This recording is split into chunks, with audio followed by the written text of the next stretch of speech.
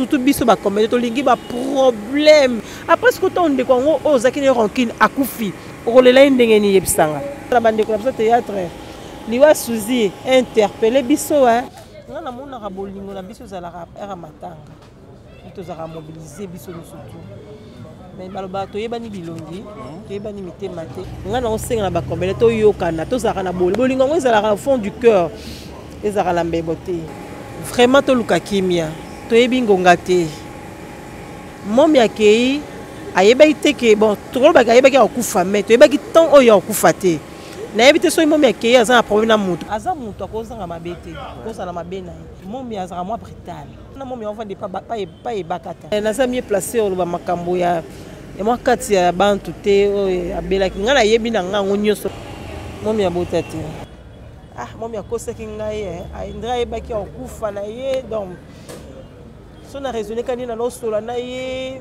na mona akufi donc na moni ete mama if love is crazy, love is funny. L'homme, c'est Papa Moïse, prophète. Il y a église Hosanna. Na ye kopé sabino message de l'eau pour ba oyo bazala ba blocage, ba limitation, ba mari de nuit, ba esprit de mort, ba maladie oyo et si la kate. Mais mingi nazana besoin ya ba oyo ba tambola partout. Oyo ba luka ba délivrance, oyo ba mata kutu ba vio pour na luka ba délivrance et simbate. Nazana besoin na bino boya pobo bika po ite ngonga na bino ekoki. Awa ba benga ngo terminus. Awa ndezali sika ba démonio surtout basukaka moto moko na ya ate azwa délivrance ka bikate na ne salamate bangonio surtout babika avant kutu boya bofukama bosenga Saint-Esprit ala kisabino soki Papa Moïse azali ya ye ou bien ya yete ako répondre bino tout de suite bokota na YouTube bobeta Papa Moïse Prophète TV bokomona ba témoignage ya bato belé oyo babika déjà oyo basala na kumisi nzambe ya Hosanna na kumisi nzambe Papa Moïse kwa bikisinga na malade estomac na banda ko souffrir mingi na estomac ezaki soke kanginga na zolala te ezosala pasi tina mukongo moto ezobimanga kolia madesu pasi babilo musuko lia ngo très difficile depuis Papa Moïse abondela pona ngai na zwa kimia nzambe ya Papa Moïse asalinga minene abikisinga na estomac na melaka lisu pantomètre te na bwaka ba pantomètre. Merci Jésus, Nzamba Pambola Papa Moïse. Shalom, shalom, shalom peuple de Dieu. J'avais beaucoup de difficultés dans ma vie. Nazaki Moutaba Régé. Un peu partout là, au besoin contrat, au vieux Moussala, après quelques temps, Kakaboye, Mkolo compagnon Yini au Kabou, sans raison valable. D'ailleurs, au Koutanana prophète Moïse, le prophète Moïse a homme de Dieu. Aza homme de Dieu, tout ça va aventure. Aza vraiment Moussa Lienzambe. L'homme de Dieu a prié pour moi. J'avais des masques. Ma masque a régé. Et depuis que l'homme de Dieu a prié pour moi, je vous dis, tout a changé dans ma vie. Tout a changé dans ma vie. A changé Nyonsor. Nzambe a fumé la porte. Mon prophète Moïse, que Dieu te bénisse. Depuis 2012, ils ont locaté.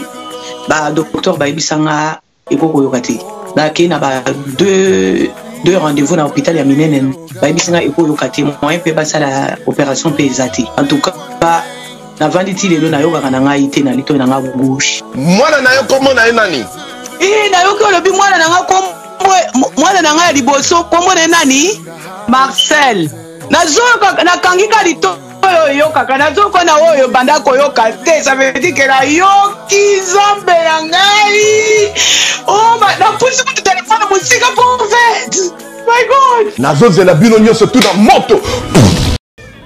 Nous sommes dans la République démocratique du Congo, précisément dans la ville-province de Kinshasa, na commune ya Lemba, sur avenue Manzila numéro 2, na route bypass ezali bongo na lopangu oyo kondo na biso artiste comédienne Suzy Bantu azali kofanda ezali parcelle familiale esika bazalaki dans lopangu na bango. En tout cas je pense que arrière plan nanga boza komona déjà chapelle etiami wana et pas wapi oyo tozali kolela ndeko na biso akufaki kobanda mokolo ya samedi sango wana ebetaki lokola kaki na matoi na biso. Voilà pourquoi tozali awa pona kolela ndeko na biso na mopanzi na ngai nazali bongo na l'artiste comédienne Mama Chérie Nana Amelia na présenter ma condoléance. Merci papa. Sango oyo ebeti kaki lokola na matoi na biso surtout et ça vraiment passi samedi na batu nyonso bazali na place na bango lokwa tinga samedi nazalaki na kankokolo tu appelle matanga pona kolanda ba démarche ya mikanda sango ta ekomelinga ezaki mapasi sango oyo ndeko na biso ezwaki wapi. D'abord on apprécie mes condoléances la famille na biso artistique na famille biologique sango ya Suzy nazali na ndako nazali na ngai olala ba 10h na lamuki nazwi téléphone par curiosité na bina kota na ligne temps na koti na yemo na la NTPC Mirma akomi eloko nini ekomeli momi ton atali omba moko na ki sensible parce que momi aza sous camarade ta comme lokwa famille nanga ton atali yango na taki mama allergique ya kolukana yeba pourquoi akomi message wana na ke na privé na bengi Mirma okomi bongo point nini ote na weki momi ndelo mwa bien te maladie bilo mwa bongo directement na bano benga momi yemoko na WhatsApp na moni azali na ligne te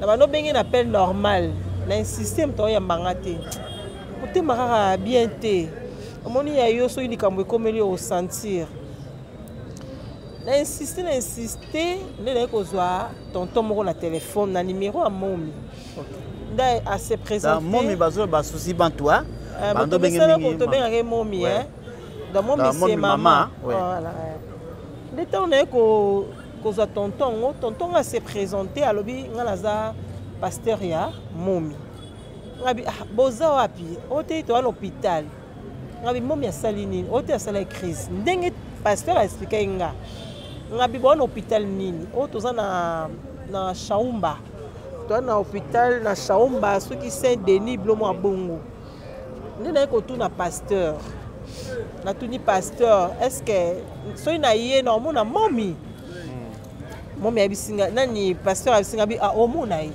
mais cela veut dire wana momi akufa kité OK abisinga omona na tuni na omona yi na okota abi oui okota omona yi mira na sokola mbangu na sokoli mbangu na bongami donc sokola bongama te na semaki na sokoli kani na zalati ka robe na bimi na zui taxi avant on a bima bongo na zui voice na on a par rapport à message na okai mi malobaki na ko zong sa voice na NTPC que non na sololi na zui pasteur ya momi alobi momi asala ki crise na butu ba na hôpital nde ba biso na ye no mona ye ni na okende tant tindi voice na moni Léa Léa abenga bi Amelia oche voice na nini yango avait pas agité.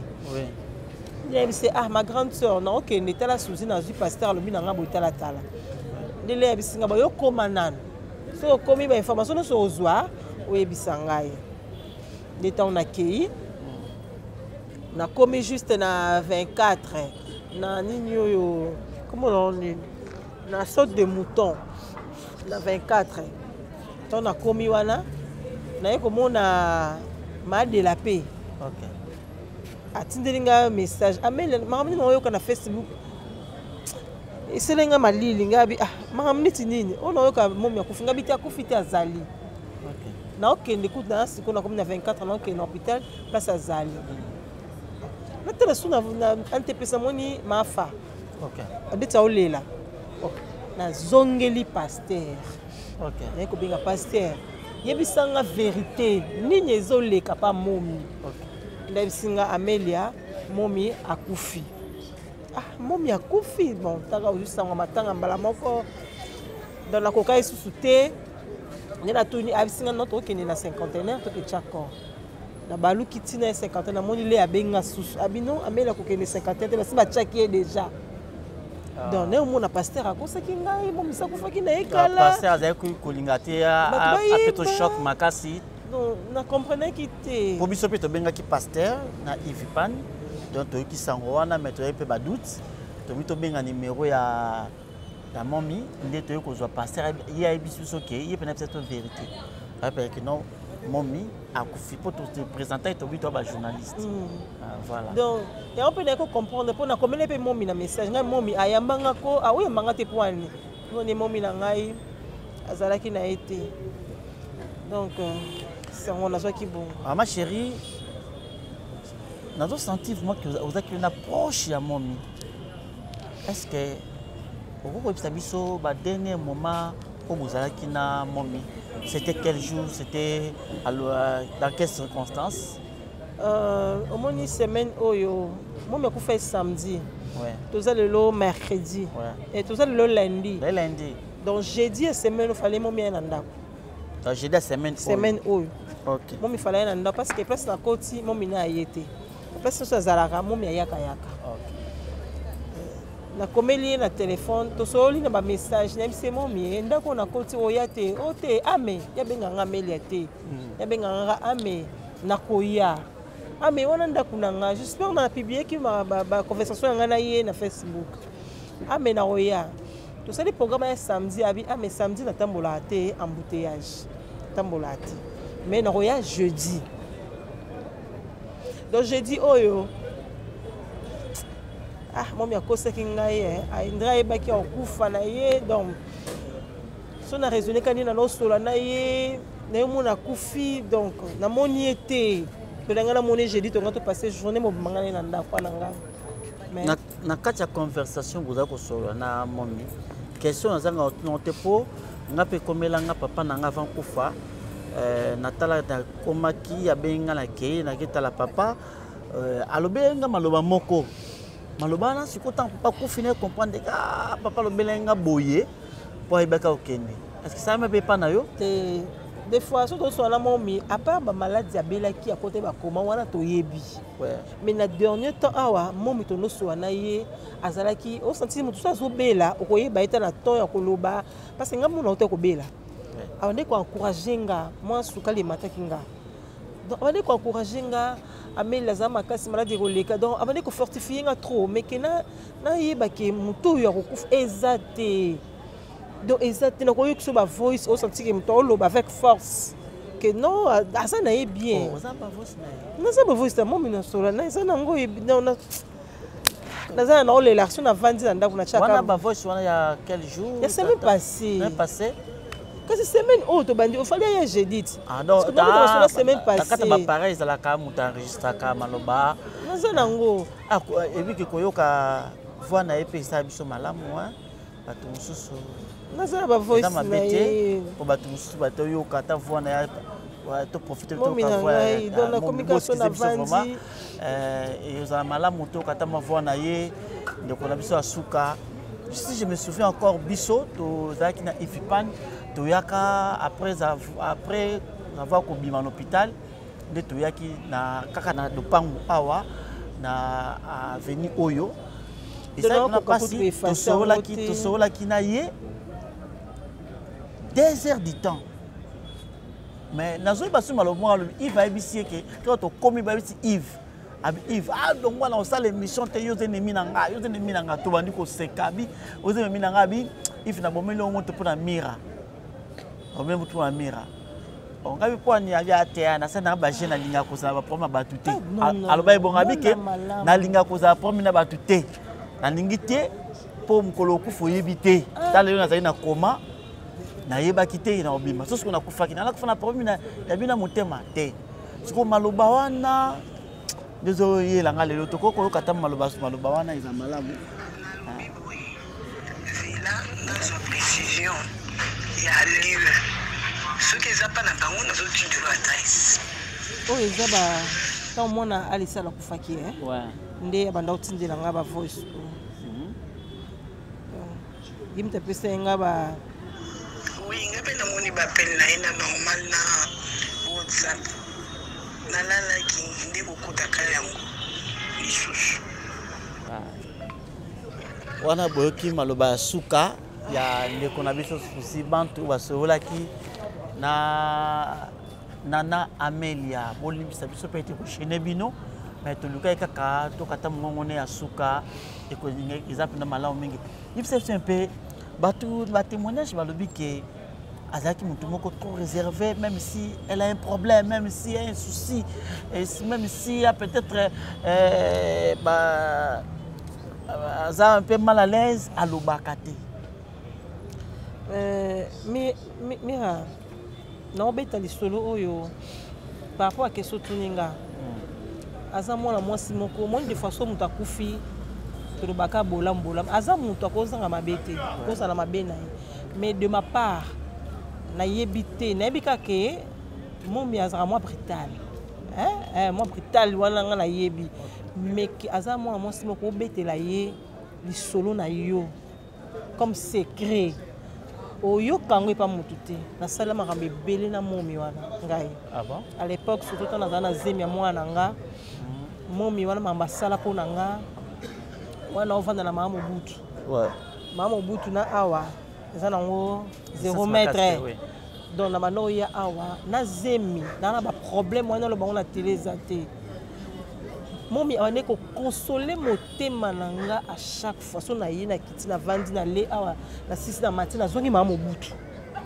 nalozaka na momi mpe ntango na boti ye nde nazala na ye apesa kutu mwana na nga kombo momi donc afortifie nga place na ye komona ke o mpasi na nga ekome mpasi na ye ntango nakufela ye mwana nga nakufela mwana mwasi wana asutena nga na niveau moko koleka na famille na ngai mamusu eza kuma munaloba awa te tana yoko bota azwanga tokende na commune ya limité na mutu moko boye mwana loba ya te parce que c'est la télé ba enregistrer mwana na mbongo na ye muku donc pona nga na ebité so na zwa mutu moko ya boye loko aye na ebité na mo loko na perdre mutu ya famille na nga et nos collègues de service non na mo loko mutu ya famille na nga ya mo na baina olela mo mika boye ka boye ne na zabo na olela ye ka bonde kande na bono mona ka boye nde na olela taka mama na nga leli momi baleki na nga baleli na kufela mwana na vandaka na lalaka na ye pa na biso wana momi avande pa ebakata ouais c'est revendre pe bakata ya kapa na nga na lalaka na nga na zalaka na nga nde esalaki na eloko esalaki na kabwana momi choc thermique ke makasi na kokai te ko perdre mwana ezara passe momi abisinga a proposé auto yo vanda ni awa mais c'est momi awa na kokati na bise awa na donc famille nga baboyaki na vanda awa nde esalaki ba ekozwanga na kipa noko na nga après présent na nga motama sebe ay ozwanga ke na nga matadi mais abandeka kobenga nga donc naza na bakambo ebele poso na bina bandolo bapona mwa mwasi wana esali mpenza pasi komona moto tozalaka na ye atiki biso Nana Amelia depuis bino bacomédien bato balobaki bozala na bolingo te mpe bino mo bolobwaka bozala na bolingo te mais sikoyo nazokamwa na bemiso toyambaka bino bolobaka ke tozalaka na bolingo te tolingani te mais la façon dont bozolela suzi bantu sikoyo ezokamwisa na biso bozali mobiliser les samedi tozalaki awa ezalaki somo awa lelo na morgue namoni barte comédie mais sikoyo botie biso na confession tolobali sikoyo mira bato balobaki bolingo ezalaka te seke bango bayebani na makambo na bango basalaka nde bolingo ezalaka te et puis omoni mutu oyo ndeti exemple ka ya momi azali mutu ya bato femme sans rancune aka na rancune na bato te omoni mosu mpe comportement ya mutu nde ezoka attire bato balela mutu selon ndenge azalaki de son vivant yango wana peut-être mais nga namonaka bolingo na biso ezalaka mpo na nga ezalaka era matanga tozalaka mobilize biso nyonso tu mais baloba toyebani bilongi toyebani mitema te yo omona lokola oyo alingaka nga mpe na motema alingaka na ye yo te omona lokola alingaka na ye yo te mais nga nalingaka mpena kokota profondeur ya ke bolingo mpo nga nalingaka na nga bato ezala otala nga bimwa mwasi nasepela na nga na ye te mais nga nalingaka parce que oza ekelamu ya nzambe mais bateau balingaka faut que luka otuna bateau que non nga lingaka bateau te mais nga vraiment na nga okota pena mi na question wana te. OK, ouais ça la ma passe pour na ba commentaire bateau alobaka ka bolingana kate et puis bino bo confirmaka mais tout le monde appelle siko que artiste comédien presque bozoya mingi pas souci bantu kolela samedi na 10h na yaka lobi mbule bete makasi nazalaki lelo pesu nazali ba moins na bela na yate mais na zanto makasi fona olela ndeko nanga ti bakino tika ye na ndako ne asuka oleli souci bantu dimanche lobi kokodio kakufaki je pense que yebi yango quand même pourquoi pas na yebi je dis que nous ata réflexion que ta la peine ndeko na pe comédien wa kufaki na okende lokwa lelo naza lobi pe na okabula parce que lobi mercredi de tozana réunion ba artiste comédien lobi mardi ne na ko okende kuna na okende na ke était point naza ndeko na ngai na joana pe à l'époque Kokodioko et pas ya producteur mon comme na tech ba sera ba CD na joa pe na Kokodioko. Pour déjà bato ba kumdia koloba loba en toute question yo pour Sylvie Biadia et senga mais pas mira comment tout ce monde na ba image kaka Kokodioko to moni ba comédien formaté mais pour ngo kabola boy bolingo za théâtre ba ndenga ni bazo kolingo ta Kokodioko te voilà pourquoi la toute question yo parce que comme on a boyé la plupart ba comédien bazo kende kunati c'est ça na ebité mais nga de ma part na okende nga kabolate nga sangisana mama ena okende nana Melia kota la bino ba comédien ndenge surtout bolingi ba rando trop bino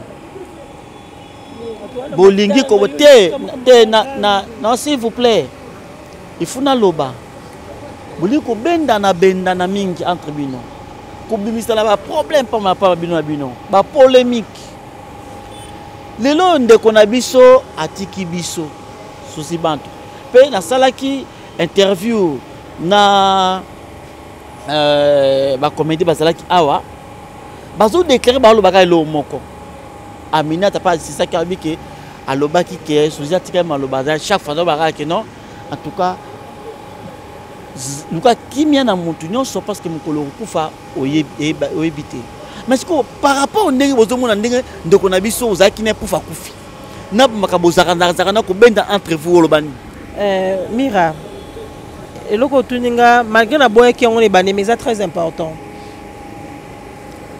vraiment to luka kimia to ebingonga te mom ya kei ayebaki te ke bon to ba ayebaki akufa mais to yebaki tant oyo akufa te na ebité so mom ya kei aza na problème na mutu parce que linga problème na batute ezaka comme conseil na pesa rabat surtout biso ba comédie to lingi ba problème nga benga ngo ce sont des choses donc ce sont des choses to luka kimia na baninga ponanga soko ebike yo zaka na problème na intel yo moko kende luka ndeko na yo bo s'arranger bo bongisa ba rancune ezaka na ona tina moko te après ce que to ndeko ngo ozaki ne rancune akufi okolela ndenge ni yebisanga. Shalom, shalom à vous les enfants de Dieu. Na pesibino mbote na kombo na Yesu, c'est bien moi votre frère, le pasteur Israël Nash. Je vous salue au nom de Jésus. Je suis précisément à Kinshasa. Naza responsable ya Ophelina, Jésus est mon papa. Na ye liboso na bino pour représenter bino bana o bozomona na bilili pe ba difficulté tozanango.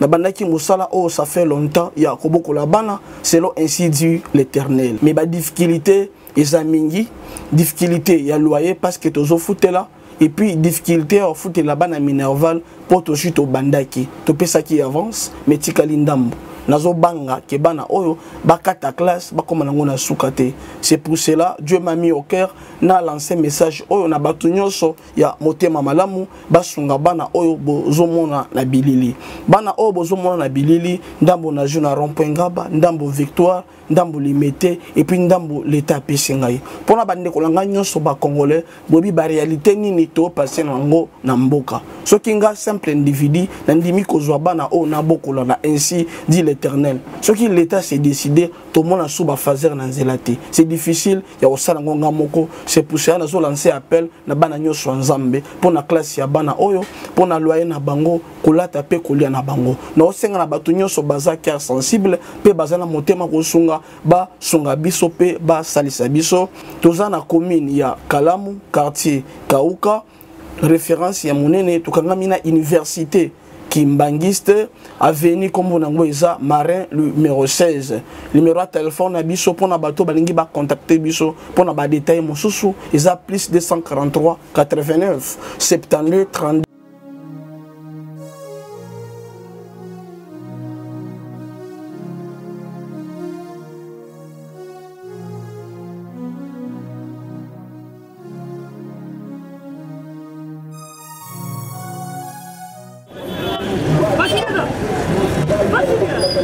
DiCaprio, ça va? Oh. Benny, ouais, ça va? Comment nous na Sainte-Thérèse, ma adresse, il y a agence, il y a fait, oui, allez, oui, donc il y a des besoins, oui, ah, tu vois, suppose la Sainte-Thérèse, bien sûr, elle lui dit comme ça, oui.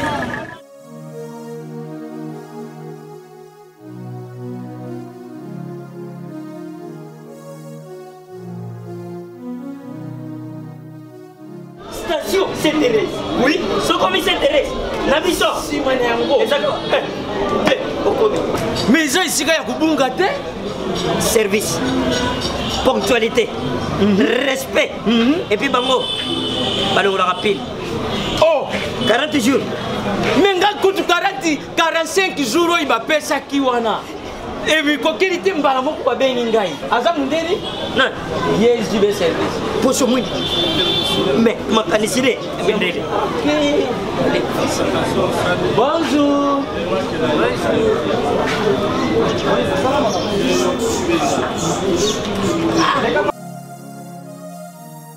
Papa Julien, DiCaprio, Papa Julien, DiCaprio, Omonio, et la JB service. Et puis il y a José Baïla. Il y a José Baïla. Ah, motomouine de l'Omaïremo. Il y a Mundede. Attention, ton ganayo. Moutou Bologouate, on se trouve à l'Omobimba. Il y a un gros JB service. Et ça, caca, on a dit ça. Oh, Angola, Brazzaville, Tozuket, Kalamengite, Mokili Mabimba. Ah, une aujourd'hui. Donc, à Longo de Bissopil, il y a Makambo et ça qui 40 jours, mais au moins on a contenu ça dit 6 mois. Papa Sylvain, il y a mis ça dans ma voiture. Oh, bah ça va me décoller avec qui? Avec qui la photo? Place, il y a série, il y a côté Bilo. Et ça, il y a José Baïla. JB service. Et ça, coupé tabango toujours. Frappe finale, frappe finale retour. T'inquiète. Ah ouais. Bah José. Au Kokona, on est là, comme il y a culpabilité. Il y a un moment là, ça qui est fort. Banda, au cas de polémique, il y a théâtre. Aux journalistes, il y a un cas de mail, il y a une polémique. Mais il y a une série de Kala. Nanani. Nanani. Matin, moi, le béate. Vraiment. Mais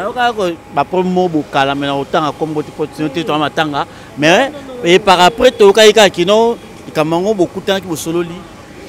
Ce qui est solo, Monique, qui mise à la peut-être, mais vraiment, même ma famille, on a outil, on a un problème. Tous as battu, si la famille est bien dans la rameka, tu as raté, mais dans le cas, tous as bien. On a polémique. Au monde qui est bien, nous sommes qui m'a polémique pour la polémique.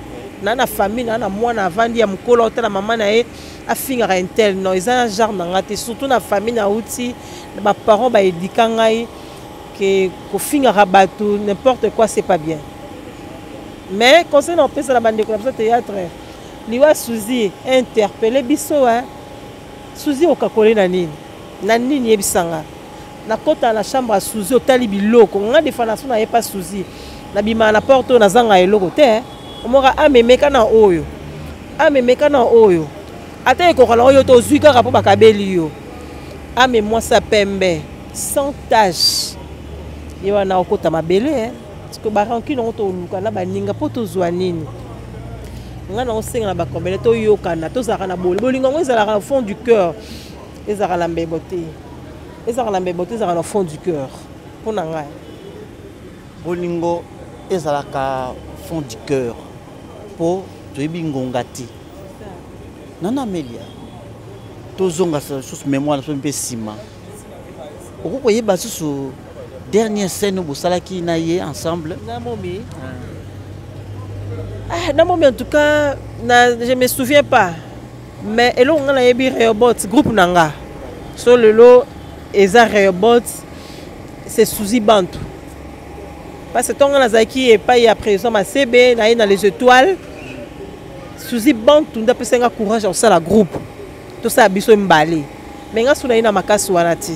Nanoko ka biso mbale na Suzy. Avant ça na Fatou Kayembe. Izale no nangai. Tout ça est groupe mais tellement na makasité na ndeko ko ça groupe té ndé ak donc ça na Fatou Kayembe et après na yo ça la groupe nanga donc Bantu a te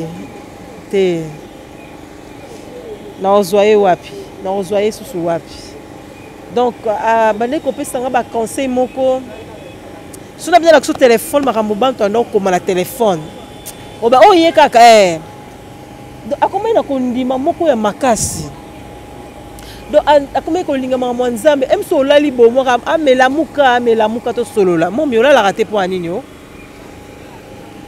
molimo ne pe manakimia Suzy Bantu ba dernier moment na ye ya komai kolinga mama nzambe tellement kozwa idete mukoto na Yves ate ya biso okoko imaginer te des fois emso monika ande za to partager ba lien so tindele lien réponse na ye etala mawawa nzambe apambola yo ngama ula tuli ngabi ya commencer en Christ yo kai ame oya mokile koleka ya nzambe foko bongisa donc kuma nzambe kolinga nzambe kanisela eta na bolamu na ye molimo na ye mbango na kimia mais a tellement mwana malamu azaki tellement bon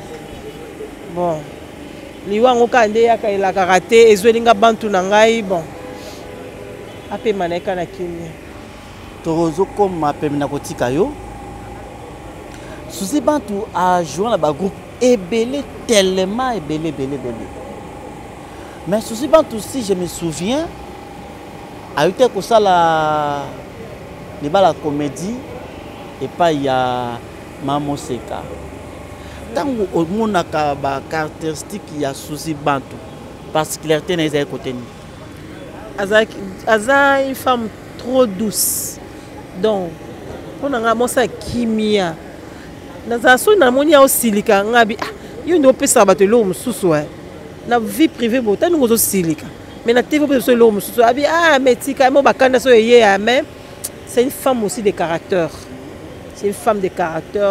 trop douce dans la qualité à moi aussi. Donc mais alors ça va m'olo pour na Bantu na ngai lelo touti na morgue ko sala kotika corna ye so pendant ko to na morgue ko ambomeye to zaki wana na mona président Lomba zalaki na moni Gesho Spawn na moni Fatou Kayembe pe la mona klisusu oxygène na modéro mais loko mosiko na ekotala message mo président Lomba pesi alobi ke na kati ya matanga oyo toboyi ba polémique toboyi ba problème tonto la muninga na biso na kimia siko yo en tant que femme message ni ozo pesa et pas ya bandeko na bino basi surtout ba comédien pona matanga oyo surtout bon message na koloba quand le président Lomba lobi alobi mabeta alobi bien toya tolela Suzy na kimia parce que zaki mosi pe ya kimia tolela Suzy na matanga nyonso nga na yebi Suzy abande ko ya abande ko zala femme sociale aliaka na bato amelaka na bato elo na osenga toya tolela ye na kimia ti tokende otika ye na ndako na ye ya suka baloyenge batapage banini vraiment ezala te parce que toza bana nzambe tant tozoya kolela pa moninga yaka na ndenge moto aye kolela parce que bible elobi tolela na baoyo bazolela. Donc conseil oyo na koloba tolela susi kaka na kimia oyo na koloba ka yango wana. Yo pozalaka na prise en charge ya santé ya mama Denise Nyakero? Non, nazala nango te. Mais nabenga président Ilombe mpo na carte ayebisa nga nazela bato mosusu bazwaki après bato mosusu nde akokotisa kombo na ngai mpo nazwa mpe carte. Susi bantu azalaki parmi baoyo bazwa carte mpe basanté na ye surtout ma Denise Nyakero ya fondation nani balandelaka yango makasi vraiment par rapport Susi bantu atikala mpe koyebisa oke azali ko maladie du cœur azali kobela maladie du cœur. Oui nga bon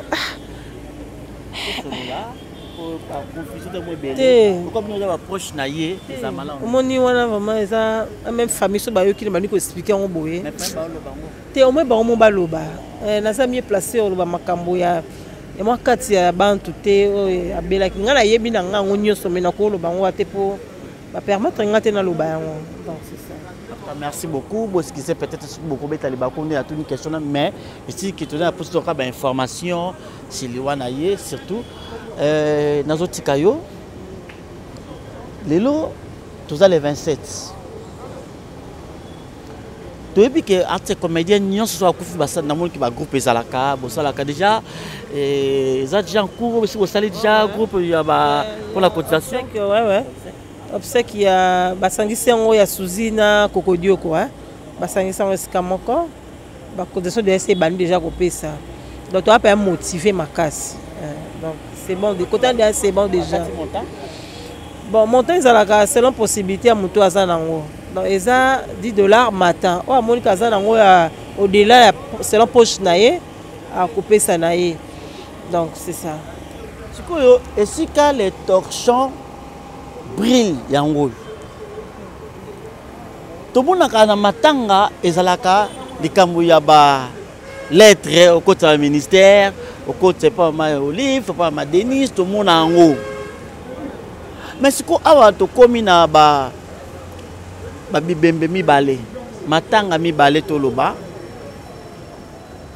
boko suka wapi to suka wapi na ndene kwa likaba ba lettre pona nga na okabatu mususu bazokona ba commentaire ba émission to sala balba que c'est mieux bakamata balela bango mukolo moko pona ezala malamu mingi balela bango jour moko pona osuka intercantiste comédien olobani par rapport ba fa na million de baoloba. Bon Kokodio ko azana famille na ye famille de ko décider jour oni ba bimisa ndeko na bango bantu pe azana famille na ye famille de yebi jour ni o ko ba bimisa quand il y a des bango mais quoi 500 bango wana nga na yebite mais on a yokaki na yebi ke momi to ba okunda les 10 programme disait ouais la réunion za ki lobby na yokaki bon na bon ba vandaki na les artistes et comédiens lobby ngazaki que le 9 veille mortuelle les 10 bakundi momi o nga na yebi yango wana mais Kokodio ko la na yebi na mti wana na yebite. Ok, ma chérie, tu vas retenir nini na conversation na biso oyo to sa elelo. Bon, elo opendanga na kolo ba ko retenir ezaka to lela bande ko na biso ba kufi. To lela momi bat ba lela ye mokili mobimba. Ba tapoto ba lela momi. Awa pe ba zo lela momi. Donc to lela ni ki miraka izala po à part matanga la mon selo musuna kolo baté. Ezake on a koloba ni wapende ibo kabula ni wapende ibo kabula kabuli na bato théâtre ba kufa on a zui penda choc ya makasi eza mama Shako na momi po bazali mo ba proche na ngai bango penda ba pesinga choc makasi mais nzambe kaka a consoler mitema na biso on a koloba kango beti Solomon awa olobi ke azaki proche na yo botambola ki na ye boyaki ensemble ozaki koya mingi baseko ozaki na zemi pona épargne pas momi apiso ba conseil bel pas sunga yo mingi est-ce que nto yeba na ba tozo benga biso bazo tuna tozo pino occasion tozo ko approcher famille mais famille bazo permettre biso micro ti yango lokwa bino zaki proche ya mninga la bino tout toyeba est-ce que momi azaki na mwana to bana momi abotati abotiti. Ok, je pense que Batuyon Soubolandi réponse aujourd'hui que momi atire ko botate tonto ye basiko bongo batu bazana posa ba cotiser batu bazana posa ba contribuer ba fine ye ba kosa ndenge nini nyawo na bito za déjà na groupe o déjà basali na groupe wana moni bata poto pe bazana kati bata poto pe bazana kati ya groupe wana o amoni ki akoko soutenir na matanga momi famille na ezali famille na ezali ba bengi na famille na po ba soutenir ye famille ko numéro te peki ba ko le garantie na yo Mira pardon Mira pardon si on a un problème pardon pourquoi ce que famille le baki amène la personne numéro bon que la famille ba momi bo senga numéro ba to e bazani ki la photo famille bazolo ba esa interview ke ba suka ba bo luka ba sa interview bilonde siko ba journaliste ko sala mabe bat ba olela boluko tuna ba question moko mo izango na tina te obi ke mo pe bo sala mabe question mabe na tuni bo sala mabe na bi ko pesa numéro beti kama numéro wana ese yo tuna pe na ngai ata yo moko na lobi boy na récapituler un peu na bi ke ba fani na ye bazali tamusu bana posa ba contribuer ata o contribuer mais bazo ye baté peut-être nini bako ko sala pour famille baza ko pesa pour mettre biso te micro peut-être et ko zala la moyen moko bako ko lekanzia na yo yango la question na ngai wana amekolo babongo pour lobi ke biso to la question moko ezanga mutuna makolo no luka ba contacter pona ko sunga na famille nga na rien à voir ata yo moko okay nga na rien à voir batu nyonso bakolanda émission oyo mutu nyonso oyo surtout ayebi momi fan ya momi soki peut-être beaucoup ko contacter na numéro eza na C to ko pesa bino peut-être to ça l'effort to luka bandeko ya famille ba luka ba to la ba sala ndenge nini basala ndenge nini to peut-être luka ba responsable organisation côté bino ba comédien côté bino ba comédien ba pesa biso quand même numéro et ko permettre que muso na posa contribuer peut-être ma femme na geshu nde ba pesa numéro na belle vie pe ba otina mbongo pa na ba parce que mon siko que au moins c'est ça ya na le but biso kuna na groupe na biso kuna basali obsèque ya momina kokodioko nde batie ya belle vie gesho na mafa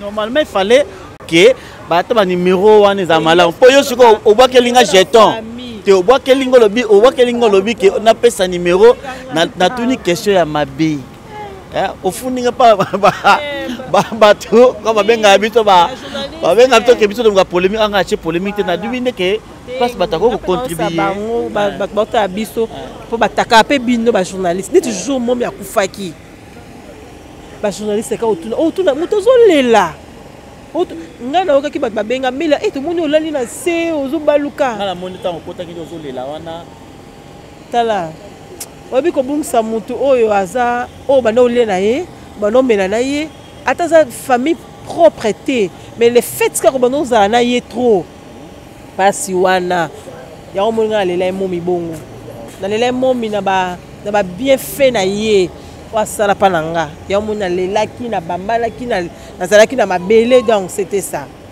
so ni tete ke azalaki mo musika na nga na lela ni lelaki wala te ça va leki nanga mo propre maman na oluka yepe parce que pendant qui proche na maonese bangonso pendant qui proche mais heureusement que yo moiti ko lobango bato basana posa ba contribuer ba luka ba kombo bato tangi mais za malamu mingi ba contacter bango nde ba pesa cotisation na bango merci beaucoup za likambarlo poto na tikayo nazali likambarlo bate mais na olela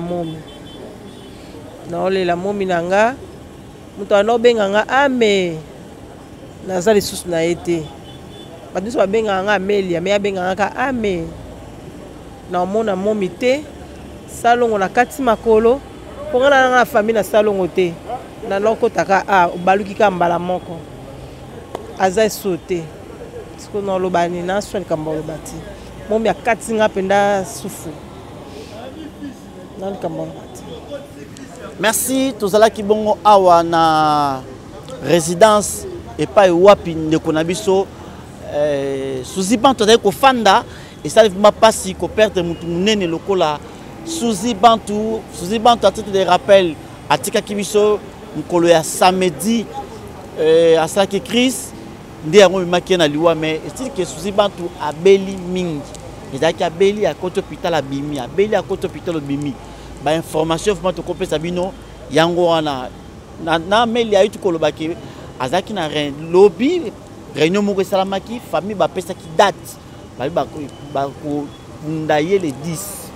Voilà pourquoi to ko mekapel susu to kutana na famille to zo ba précision moko makati peut préser lombe à lobaye que réunion moko e kozala mercredi ba artiste et comédien nyonso ba plateforme nyonso tout et kozala na alliance franco-congolaise et kozala wana biso to zala wana toyoka programme ya batiste comédie ba sali ndenge nini et puis mutu nyonso oyo ayebiki Suzy Bantu asepilisaka ye apesaka conseil na nzela théâtre mutu nyonso oyo ayebi peke Suzy Bantu aeda ye ekozala malamu mingi boya tolela ndeko na biso Suzy Bantu ensemble ekozala malamu mingi. Merci beaucoup na bolandaki biso ngana bino tokutani mbala sima pona kopesa bino ba information nyonso. Merci.